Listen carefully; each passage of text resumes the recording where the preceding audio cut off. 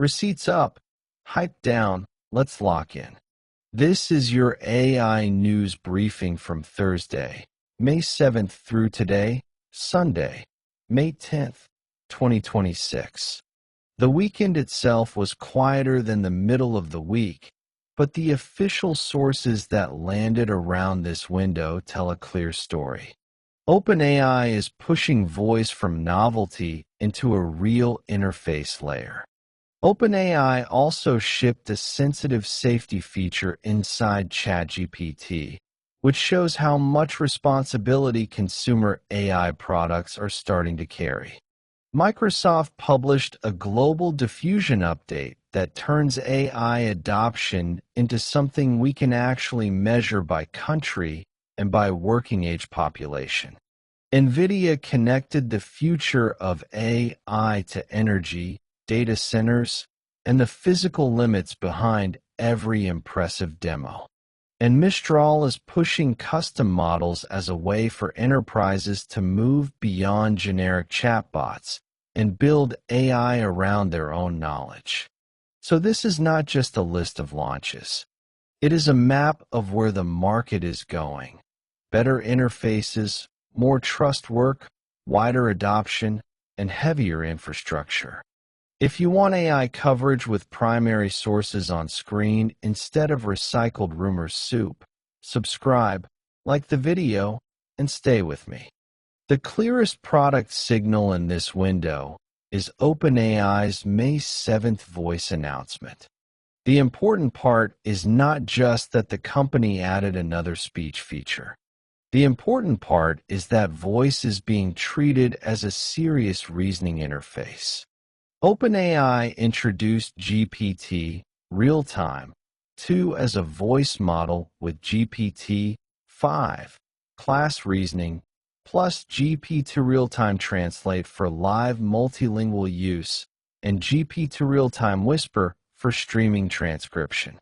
That combination matters because voice has always had one big problem in AI products.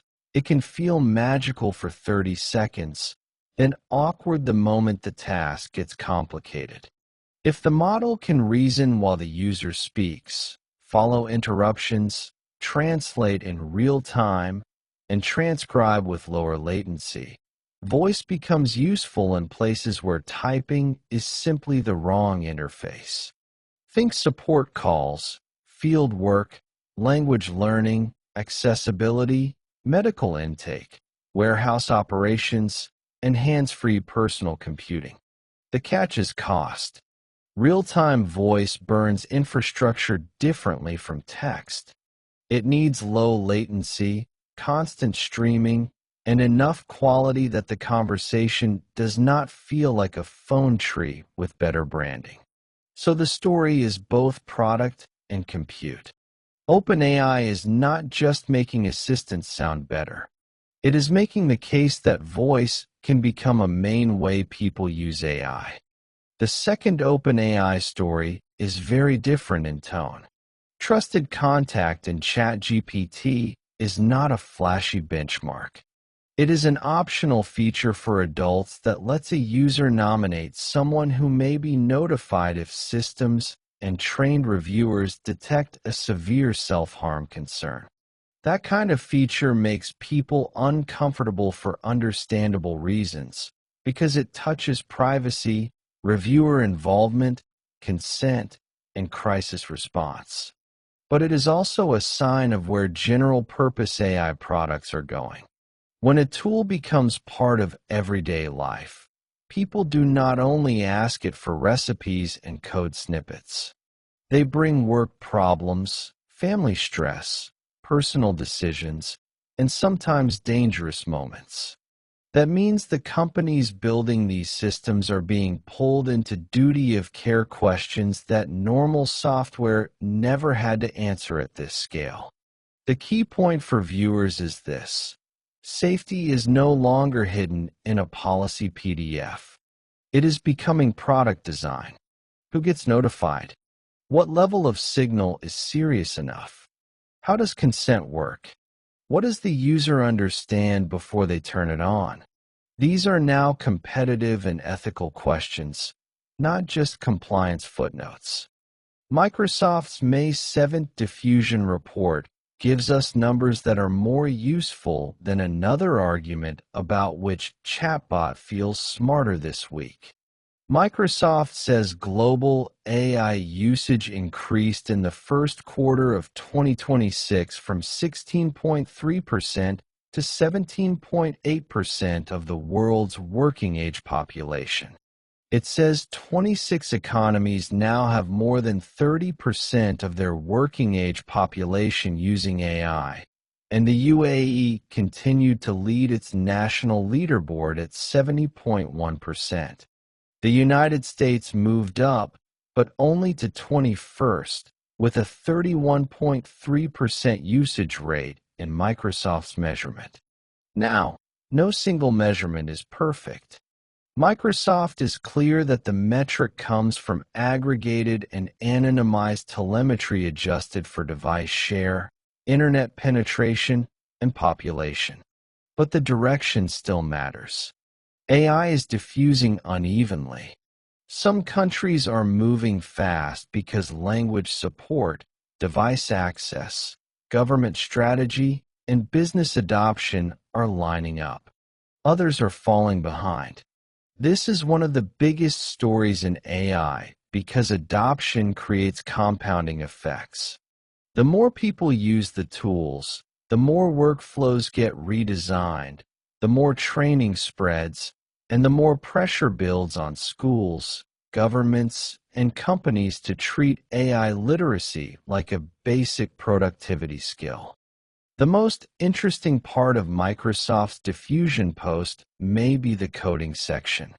Microsoft says strengthened AI coding capabilities help drive a dramatic increase in software production, with global Git pushes up 78% year over year. But the same post also says the early evidence does not support a simple story where AI coding immediately crushes developer employment. It reports that total U.S. software developer employment reached about 2.2 million in 2025, up 8.5% year over year, and that March 2026 was about 4% higher than March 2025. That does not mean every developer is safe, every job is unchanged, or every company will hire the same way. It means the first-order effect can be more complicated. If AI lowers the cost of building software, organizations may build more software, more internal tools, more automation, more custom apps, more experiments that were previously too expensive to justify. For ordinary users and PC users, the lesson is practical.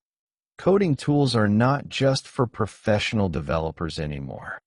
They are becoming a way for more people to automate boring tasks, create small utilities, and understand the software around them. NVIDIA's May 7th Genesis mission post is a reminder that the AI story is not floating in the cloud. It is sitting in data centers, power contracts, networking fabrics, cooling systems, memory supply, and GPU clusters. NVIDIA's framing connects energy, chips, infrastructure, models, and applications into one stack. That is a useful way to think, because most people experience AI only at the application layer. They see a chat box, a voice assistant, a coding agent, or a search answer.